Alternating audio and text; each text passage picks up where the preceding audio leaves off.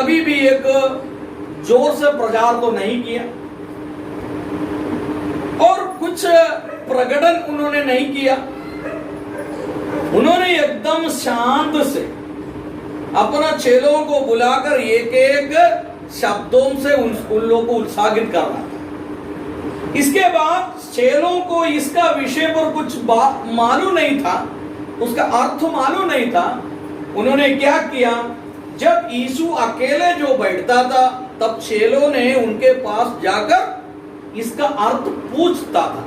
समझ में आया कि नहीं? तब यीशु ने बहुत शांत से अपना कुछ उपदेश उनको दिया था। इसलिए यीशु मसीह ये पृथ्वी से जी उड़कर स्वर्ग में चलने के पहले अपने चेलों को बुलाकर उनसे कहा, आप सभी लोग दुनिया हर कोना कोना चल जाओ, वहां लोगों को शिक्षक बना दो। तो पास्टर जी यहाँ जो बैठा हुआ है, जितना लोग यहाँ जो बैठते हैं सब पास्टर का चेला है। मतलब जो व्यक्ति आपको उपदेश देता है, बाइबल का अंदर का ज्ञान देता है, और स्कूल में भी जो पढ़ाई का जो टीचर है वो भी क्या है, गुरु है, जो टीचर के सामने बैठकर जो पढ़ने वाला को शिष्य करता है। इंग्लिश में जो बोलता है डिसाइपल बोलता है। तब यीशु मसीह को कितना चेला लोग था? 12 चेला। 12 चेला लोगों से एक चेला उनको धोखा दे दिया। इसके बाद 11 लोग हो गए, लेकिन फिर 12 लोग एक लोगों को बीच से चुनकर 12 लोग हो गए। लेकिन मैंने यीशु ने अपना चेलों को देकर कुछ बात उनसे कहा ये मतलब यही है, कई बात कहा, लेकिन हम इसी में बीच में एक दो शब्द एडवाइस मतलब सलाह उपदेश मैं आपको बताना जा रहा हूँ। कई उपदेश उन्होंने बोल चुका है, लेकिन इसका बीच से एक दो उपदेश आज मेरा मन में आया आपसे कहने के लिए, वही मैं आपको बता रहा हूँ। एक यीशु ने कहा, ये पृथ्वी पर कभी भी आप धन इकट्ठा नहीं करना चाहिए। ये पृथ्वी पर जो धन इकट्ठा करेगा, जहां आपका मन रहेगा, धन रहेगा, वहां आपका मन रहेगा। एक उदाहरण मैंने बताया, मेरे पास 2 मोबाइल फोन है। कितना मोबाइल फोन है? 2। एक मोबाइल फोन या मोबाइल बैग में आराधना का बीच में मैंने देखा एक मोबाइल फोन दिखाई नहीं दे रहा। तो मेरा अंदर एक विचार आ गया, मेरा एक फोन कहाँ गया? तो मैंने तुरंत अंदर जाकर देखा, वहां मैंने चार्ज पर लगाया कि नहीं, लेकिन वहां चार्ज पर नहीं लगाया। लेकिन मेरा फोन मेरा बैग के अंदर है, ये मेरा संपत्ति है। मैंने एक छोटा सा उदाहरण आपको, ये मेरा एक छोटा सा संपत्ति है। वो संपत्ति मेरा माइंड में आ गया, मेरा एक फोन कहाँ गया? तब यीशु ने कहा, ये पृथ्वी पर तुम संपत्ति इकट्ठा नहीं करना चाहिए, कारण जहां तुम्हारा संपत्ति रहेगा वहां तुम्हारा मन रहेगा। मैं आपसे एक सवाल पूछना चाहता हूं, धन व्यक्ति लोग प्रभु के पास नहीं आ रहा। जितने लोग हैं, गरीब लोग हैं, कंगाल लोग हैं, जो बीमार पकड़ा हुआ है, दुष्ट आत्मा से ग्रसित है, उन लोग प्रभु के पास आ जाता है। आज यहाँ जितना लोग जो बैठते हैं, सबको एक एक कहानी बोलने के लिए होगा। मैं बीमार में था, मैं शैतानी परेशानी में था, मेरा ऊपर बहुत कर्जा हो गया, मेरा परिवार डूबने वाला था, मेरे सामने केवल आत्महत्या केवल बाकी था, बाकी सब कुछ हो चुका है। लेकिन ऐसे मैंने जो बैठ रहा था, तब प्रभु का वचन मेरे पास आ गया। एक पादरी मेरे पास आकर प्रभु यीशु मसीह के बारे में कहा। उनके बात मैंने सुनकर प्रभु यीशु मसीह से मैंने प्रार्थना किया। प्रार्थना करने के बाद मेरा जिंदगी में क्या हो गया है, एक छुटकारा मिला। वो छुटकारा मिलने के बाद मुझे और बाइबल का अंदर से ज्ञान लेने के लिए मेरा मन में आशा आ गया। यीशु के बारे में और कुछ पढ़ने के लिए मेरा अंदर विचार आ गया। उस विचार का अनुसार मैंने कलीसिया में ये है ना बात, दूसरा कोई बात तो नहीं है।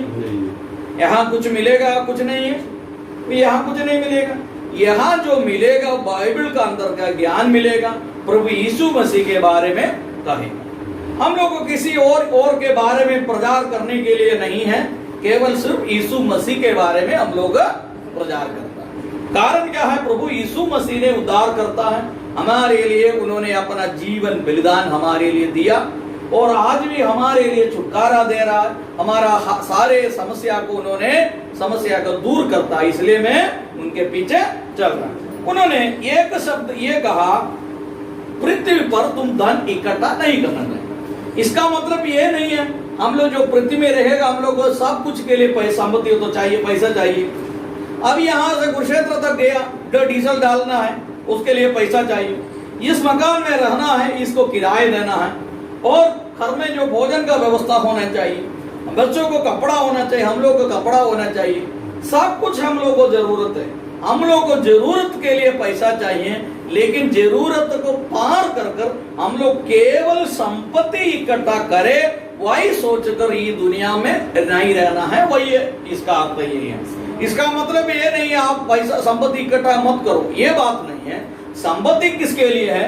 हमारे काम के लिए, हमारे काम के लिए। मेरे पास भी पांच शर्ट है, पांच और 5 शर्ट है, इसके लिए 6 खरीदने का कोई आवश्यकता मेरे पास नहीं है।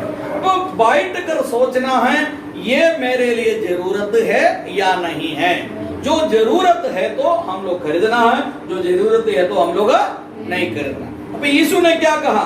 अपने लिए पृथ्वी पर धन इकट्ठा ना करो जहां कीड़ा और कोई बिगाड़ते हैं और जहां चोर क्या होता है, चुराते हैं, परंतु ये पृथ्वी पर तुम्हारा संपत्ति इकट्ठा करने के बगल में आप अपना संपत्ति स्वर्ग में करना है। तब कैसे करेगा? यहाँ से जो पैसा कमाएगा, जो स्वर्ग में ऐसे बैंक का जैसे डिपॉजिट तो नहीं कर सकता है। यीशु ने ये कहने का मतलब यही है, तुम्हारा संपत्ति स्वर्ग में करना। मतलब क्या है? ये पृथ्वी में जो तुम रहकर तुम्हारे पास जितना जो दूसरा को मदद कर सकते हैं उतना तुम दूसरा के लिए क्या करना है? मदद करना। और जो भी आपकी बीमारी है वो नहीं, सिस्टर ने कहा मैं बीमार था, तो बीमारी के पास कोई नहीं जाएगा।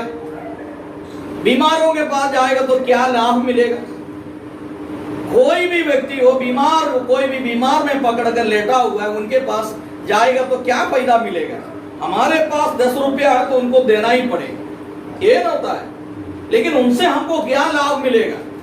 मैं इतना दूर आकर यहाँ जो यीशु के बारे में आपसे कहेगा, मेरे लिए क्या फायदा मिलेगा? आप मुझे कुछ तो नहीं देता है, मैं तो नहीं चाहता है आप मुझे कुछ दें। लेकिन यहाँ में आकर आपको केवल इतना ही बताया, आपका जो भी संपत्ति है, जो संपत्ति स्वर्ग में क्या करना चाहिए? इकट्ठा करना चाहिए। कारण क्या है? वहां कोई चुराएगा नहीं, ऐसा नहीं लगा, क्योंकि कीड़ा और ना कोई काई बिगाड़ता है। हाँ। और जहाँ चोर ना सेंध लगाते हाँ। और ना चुराते हैं। हाँ। क्योंकि जहाँ तेरा धन है हाँ। वहाँ तेरा मन भी लगा रहेगा। जहाँ तेरा धन रहेगा वहां तुम्हारा मन भी लगा रहेगा। अभी घर में जो संपत्ति रहकर 10 ग्राम नहीं तो 20 ग्राम नहीं तो 200 ग्राम 100 ग्राम सोना रहकर जो आया, उनके अंदर हमेशा एक विचार बैठता है मेरा संपत्ति घर में है, ये कोई चोरी करेगा या नहीं करेगा। अब हम तो यूपी से आता हूँ, यूपी में एक सबसे बड़ा ये दिक्कत यही है, गाड़ी बाहर खड़ा करेगा बाइक के, ध्यान से देखना पड़ेगा, नहीं तो थोड़ी समय के बाद ये बाइक कोई चोरी कर ले जाएगा। यहाँ मुझे मालूम नहीं, वहां एक बाइक वहां रह के 5 घंटे के बाद जाकर देख लिया, हो सकता तो दिखाई भी नहीं देगा, कोई उठा कर ले जाएगा, नहीं तो उसका बैटरी निकाल देगा, नहीं तो उसका दूसरा कुछ निकाल कर ले जाएगा। इसलिए मैंने कहाँ भी जाएगा, गाड़ी लेकर जो चलते हैं 4 चक्का गाड़ी, हम ड्राइवर लोगों को लेकर चलता है, इसके बाद ड्राइवर से ये कहता है तुम इधर रहो, गाड़ी को देखो, मैं जाकर सामान खरीद कर लेकर आए। लेकिन आप देखिए दिल्ली में एक चोर बाजार है, अब चोर बाजार में चोरी का सामान मिलता है, 1 लाख रुपए का सामान 10,000 का मिलेगा। तो चोरी करना भी पाप है, चोरी करने का सामान खरीदने भी पाप होता है। लेकिन कई लोग अपना लालच से वहां जाकर सामान खरीद देता है। खरीदने के बाद हो सकता तो हम लोग भी कुछ सामान वहां चोरी हो जाएगा। और तो चोरी सामान खरीदने के लिए जो आया उनको बोलने का कोई अधिकार नहीं है मेरा सामान चोरी हो गया। इसलिए वहां जाने चाहिए तो मोबाइल वोबाइल सब कुछ घर में रहकर आराम से एक निकर और गंजी पहनकर जाने चाहिए। यही बात होता है, समझ में ना? अब देखिए ये दुनिया का जो कंडीशन वही होता है, चोरी होता है। ट्रेन में जो बैठेगा बैग साइड में रखेगा, कोई भी कान में जो लगाने वाला रिंग कोई लगाकर साइड में सोएगा, एक छोटा सा एक चाकू टाइप होता है, वो आकर क्या करेगा, बाहर से चोर वाला आकर इसे क्लिक करेगा, आपका कान पूरा निकाल कर ले जाएगा। इसलिए हमेशा खिड़की बंद कर सो जाता है, कोई बैग उधर रख नहीं सकता है। मैं एक दिन केरल से जो आ रहा था, आकर नागपुर में आया। नागपुर में वहां नागपुर पार होने के बाद मैंने देखा मेरा जूता तो खो गया। देखा कोई चोर वाला जो आया, कुछ दीजिए ऐसे बोलकर आते आते जहां कोई भी सामान ले वो सामान उठाकर आराम से ले चलता था। वैसे एक लोग के पास जूता नहीं था, उन्होंने आकर मेरा जूता पहनकर वो आराम से चले गया। मेरे पास फिर जूता नहीं है, मैं नंगा पैर से फिर अपना जगह पर आना पड़ा स्टेशन पर। और मैंने ये बात बताया है, अभी यहाँ पूरा चोरी करने वाला लोग है। किससे अंगुली उठाओ कौन चोरी किया ये मालूम नहीं है, लेकिन सामान तो चोरी हो रहा। इसका तो समझना चाहिए। तो बनारस में एक जगह है, वहां सभी गाड़ी का पार्ट्स मिलेगा, जो भी गाड़ी चाहिए गाड़ी का पार्ट्स आपको वहां मिलेगा। तो मैंने एक दिन पूछा, भैया ये सब कुछ सामान कहां से मिला? ये सब चोरी माल है साहब। ये सब इंजन चाहिए मिलेगा, टायर चाहिए मिलेगा, गाड़ी का जो भी सामान चाहिए आपको मिलेगा। ये सब चोरी सामान है। एक गाड़ी यहां से निकल जाएगा 5 घंटा के अंदर बस हो ट्रक हो जो भी हो उसको पार्ट्स कर पीस कर आपको दिखाई भी नहीं देगा ऐसे वाला कोई गाड़ी है, पूरा निकाल देगा। मैंने ये बात आपको बताया। लेकिन स्वर्ग राज्य में आप अपना संपत्ति इकट्ठा करो, आपको कभी भी चोरी होने वाला नहीं। हमारा लाइफ कितना है, मुझे अभी 42 साल पार हो गया, कितना साल और पृथ्वी में रहेंगे। लेकिन एक दिन हम सभी लोग 1-2 ऐसे करते करते यहां से चलने चाहिए। कोई इधर नहीं रहेगा, कोई नहीं रहेगा। लेकिन 60 साल 70 साल 80 साल 50 साल हम लोग इधर जीने के बाद यहां से एक दिन चल जाएगा, वहां ऊपर जाकर हिसाब देखेगा। हिसाब देखने के बाद आप क्या कहेगा, हम दिन रात पूरा काम किया, पूरा पैसा इकट्ठा किया, बच्चों को दिया, बच्चा बर्बाद कर दिया, ऐसे। लेकिन यीशु ने कहा तुम्हारा संपत्ति पृथ्वी में नहीं होना चाहिए, तुम्हारा संपत्ति कहाँ होना चाहिए? तुम्हारा संपत्ति स्वर्ग में होने चाहिए, तो वहां कोई चोरी नहीं करेगा। इसके बाद 24 में देखे, कोई मनुष्य 2 स्वामियों को सेवा नहीं कर सकता है, क्योंकि वह एक से वैर और दूसरा से प्रेम रखेगा, या एक से मिला रहेगा और दूसरा से तुझ जानेगा। तुम परमेश्वर और धन दोनों की सेवा नहीं कर सकता है। देखिए यहाँ कहा, एक व्यक्ति को 2 स्वामियों को सेवा नहीं कर सकता। इसका मतलब यदि आपको चाहिए तो परमेश्वर से सेवा करें, नहीं तो आप दूसरा को सेवा करें। यदि चाहिए तो 2 नाव में पैर रख नहीं सकता है। 2 नाव में पैर रखेगा तो क्या हो जाएगा, एक नाव इधर चलेगा, दूसरा नाव इधर, हम लोग पानी में डूब जाएंगे। यदि आपको चाहिए तो एक में पकड़ो, 2 हम लोग का सेवा नहीं कर सकता। इसीलिए कहा, यदि तुमको संपत्ति इकट्ठा करने के लिए केवल मन है, तुम वही रास्ता से चलो, अन्यथा तुमको परमेश्वर से प्रीति रहकर उनको सेवा करना चाहिए, तो तुम उस रास्ता पर चलो। ये दोनों तुम्हारे हाथ से नहीं चले। लेकिन पृथ्वी कहाँ है?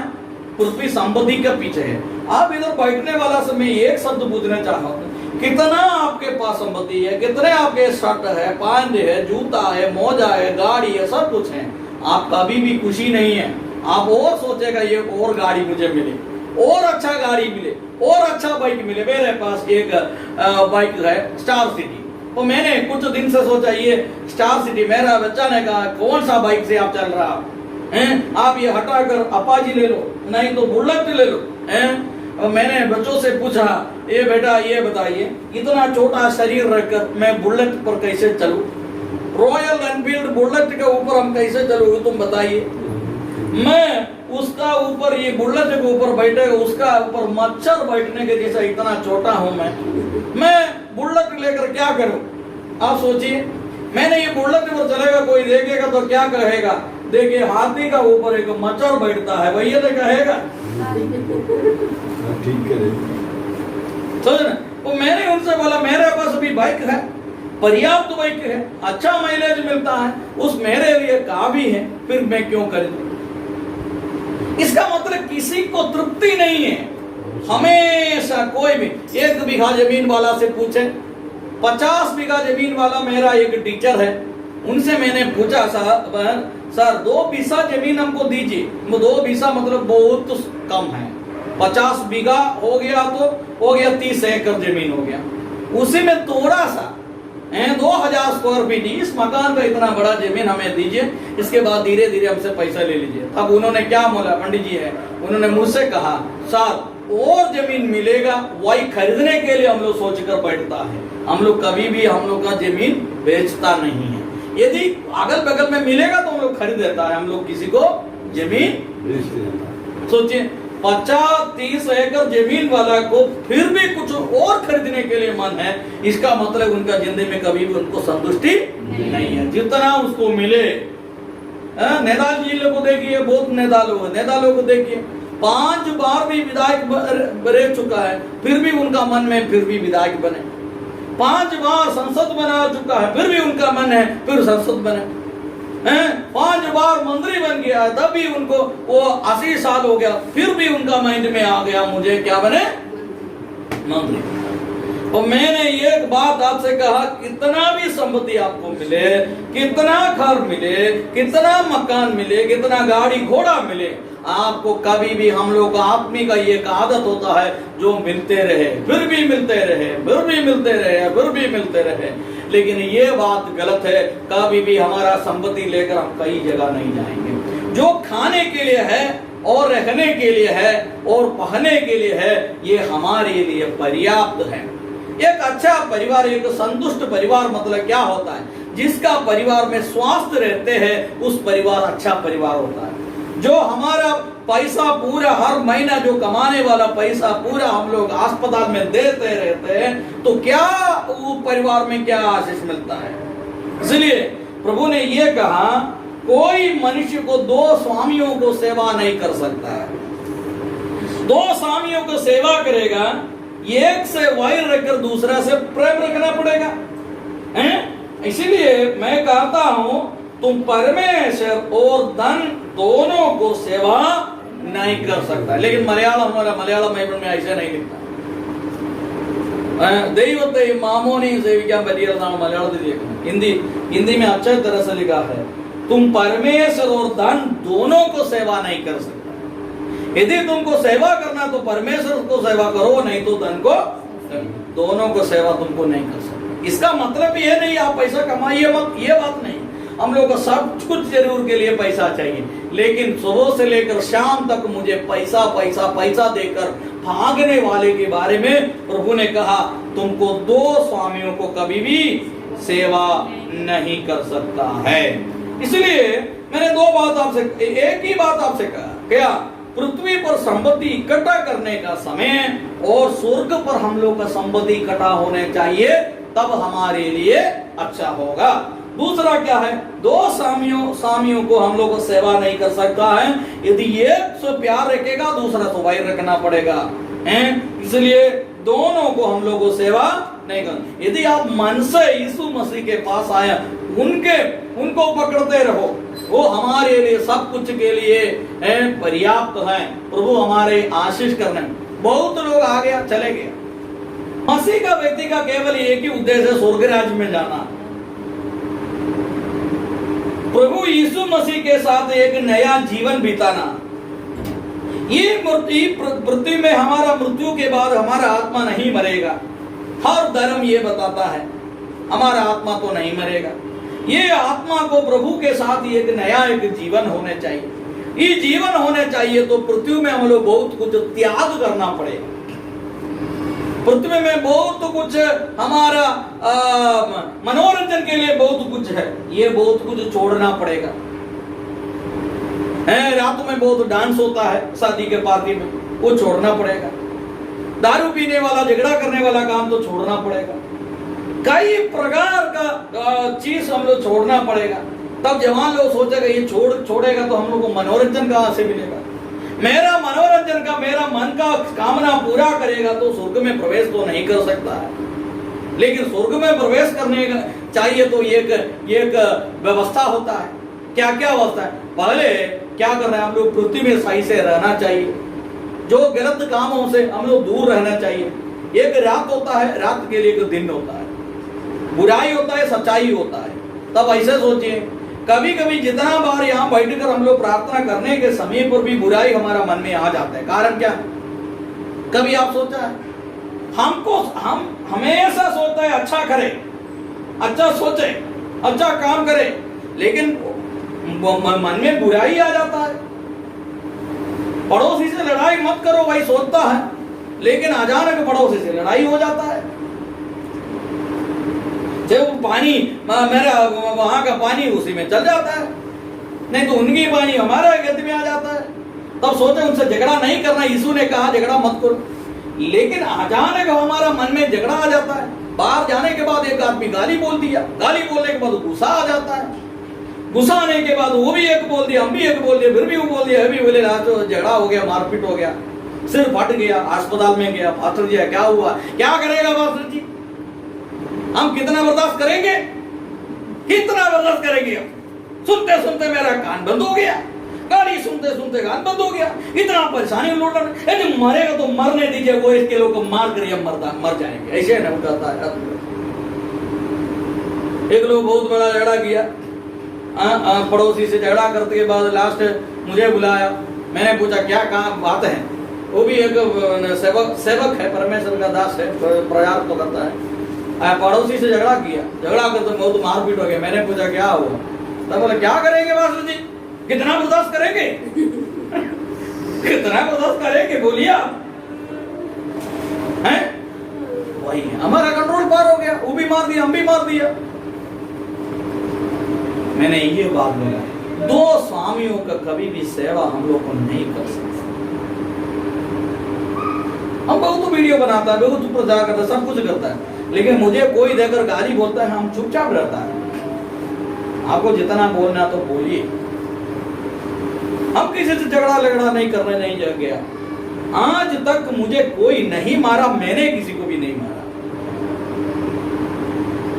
जो स्कूल में जो पढ़ने वाला बच्चा का छोटा छोटा पिटाई तो देता, इसके अलावा हम किसी को मारने भी नहीं गया। आज तक मेरा हाथों से किसी को मैंने नहीं मारा। 42 साल हो गया। स्कूल में पढ़ाई किया, उस समय भी पॉलिटिकल पार्टी का बहुत कुछ था, मैंने कुछ नहीं किया। आज तक मुझे भी कोई नहीं मारा।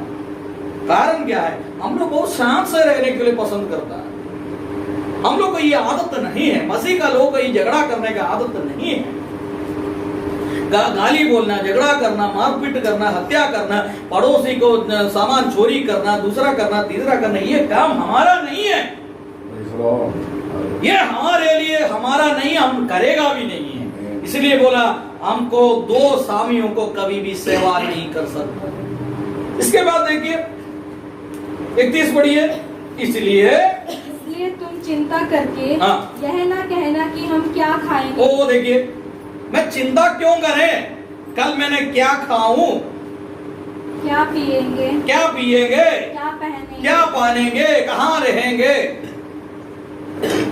क्या खाऊं मैंने कल, मुझे मालूम नहीं है। तब आप सोचेगा साजू थॉमस वहां से यहाँ आकर बहुत बड़ा प्रचार कर दिया, ये करोड़ों रुपए का संपत्ति वाला। नहीं, मैं कल क्या खाऊं, कल क्या पहनेंगे, कहाँ रहेंगे। किराए पर रहने वाला लोगों के सोचेगा कल कहाँ रहेगा, मकान मालिक भगा देगा तो क्या होगा। 2 महीना किराया नहीं देगा तो आपको तब मालूम हो जाएगा क्या कहानी होगा। समझे मैंने? वो प्रभु ने ये बात कहा, तुम्हारा संपत्ति इकट्ठा नहीं करना, तुमको दान और प्रभु का परमेश्वर को सेवा नहीं कर सकता है यदि तुम एक को सेवा करो। दूसरा बात, ये सेवा तुम करते रहो तब कभी भी आप ये नहीं सोचना मैं क्या खाऊं क्या पहनूं। 25,000 रुपया लेकर मैंने स्कूल खोल दिया, 2 महीना किराया दे दिया, 25,000 रुपये खत्म हो गया। उस समय 13,000 रुपया किराया था मकान का, 8 साल पहले। एक दिन मैंने सोचा ये सब बंद कर चल जाए, शाम के लिए गैस नहीं है खाना बनाने के लिए, रात को कैसे भोजन बनाएंगे, एक पैसा हाथ में नहीं है, क्या करो? हैं? 2 बच्चा है उस समय, मुझे 3 बच्चा है, इसके बाद तीसरा बच्चा जन्म हुआ। मैं क्या करूं? शाम को क्या करूं?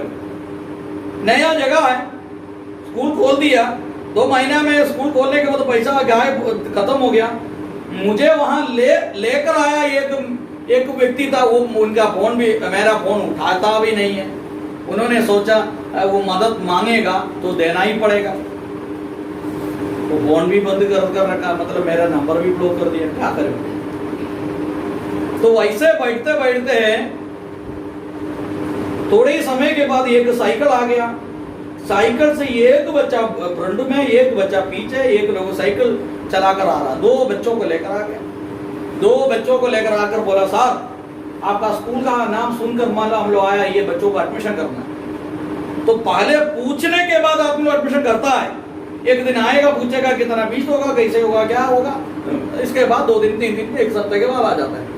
लेकिन ये व्यक्ति ऐसे ही आ गया, बोला सर ये तो दोनों को एडमिशन करिए। तो एडमिशन करिए, 5,300 रुपया मिल गया।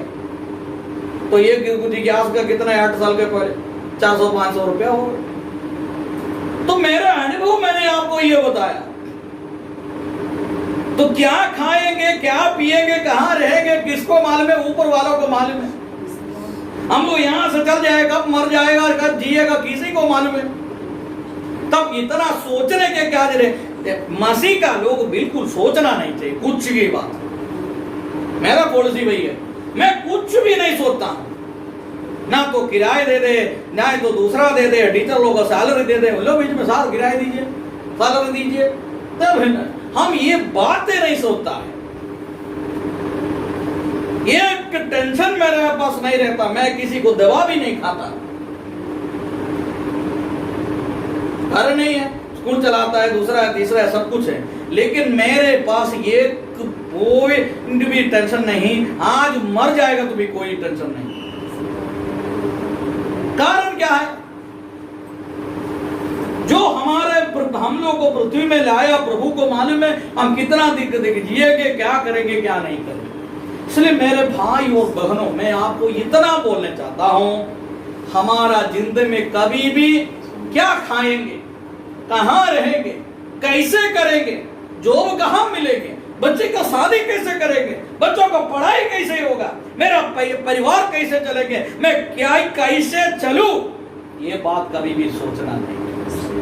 ये सोचेगा तो हम लोग मसीह का लोग ही नहीं है। विचार करने से आपका शरीर से थोड़ा सा भी आपको लंबा चौड़ा नहीं कर सकता है। आप दिन पर बैठते रोते रोते रहे। यीशु ने कहा, ये स्त्री तुम रोते क्यों? रोते रोते मेरा पीछे पड़ने का क्या जरूरी है तुमको? मूसा से यीशु परमेश्वर ने कहा, तुम रोते क्यों? तुम्हारा हाथ में क्या है? एक लाठी है, ये सीधे निकाल दो। इसके बाद बोलो ये लाल समुद्र से कहो, 2 भाग होने के लिए कहो, तुम रोते क्यों? रोते रोते खाना नहीं है, पीना नहीं है, मक्का नहीं है, ये नहीं है, वो नहीं है, सुबह से लेकर शाम तक इतना बड़ा लंबा चौड़ा एक लिस्ट बनाकर मुझे ये नहीं है, वो नहीं है, ये नहीं है, इसका नहीं है, उसका नहीं है, ऐसे लंबा चौड़ा इतना बड़ा शीट लेकर आकर भाई परमेश्वर रोते रहता है, परमेश्वर ये मुझे नहीं है, ये नहीं है उन्हें। 10 बार नहीं नहीं बोलेगा तो माइंड भी ये स्वीकार करेगा तुम्हारे पास कुछ नहीं है, मेरे पास सब कुछ है। एक दिन एक पादरी से पूछा कैसे हो, क्या करेंगे बताइए, कुछ अच्छा नहीं है। मैंने पूछा कब बोला तुम्हारा अच्छा,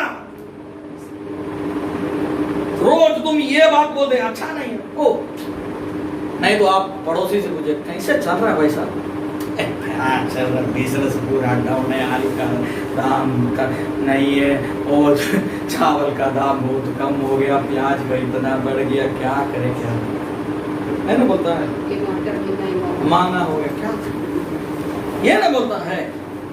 नहीं तो आप आज टेस्टिंग करके देखे, किसी से पूछिए भैया कैसे हो, कैसे चल रहा है, वो कैसे चल रहा है, बहुत गड़बड़ है, सरकार बहुत बेकार है, क्या करे।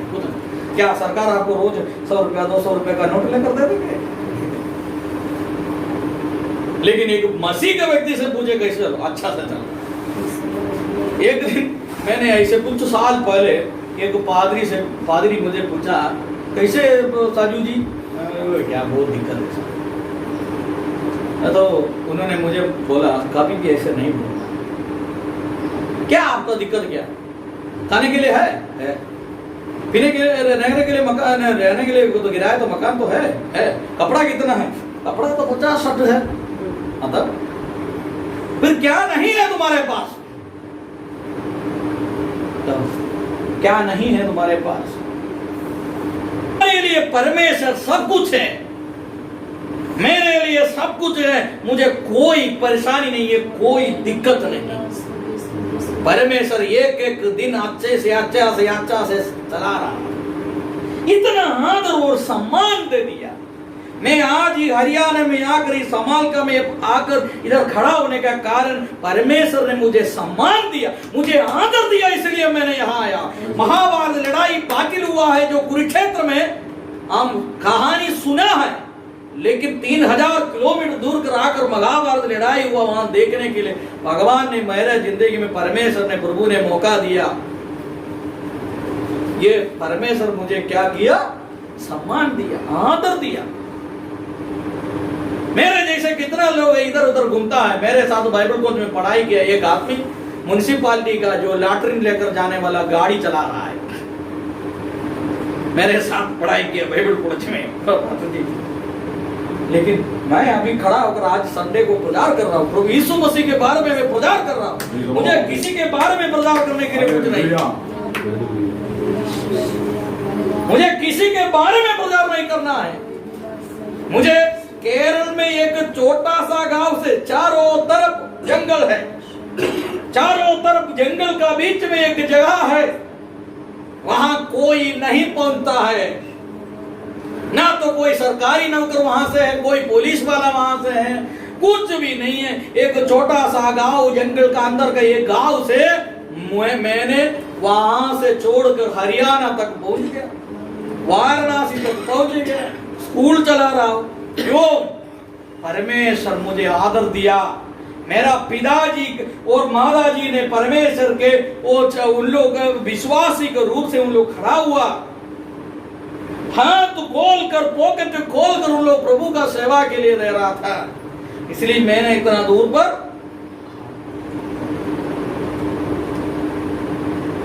मैं परमेश्वर का आस नहीं है, सेवा नहीं करता, पास जी मुलाकर 2 शब्द बोलिए, कहा नहीं कहेगा।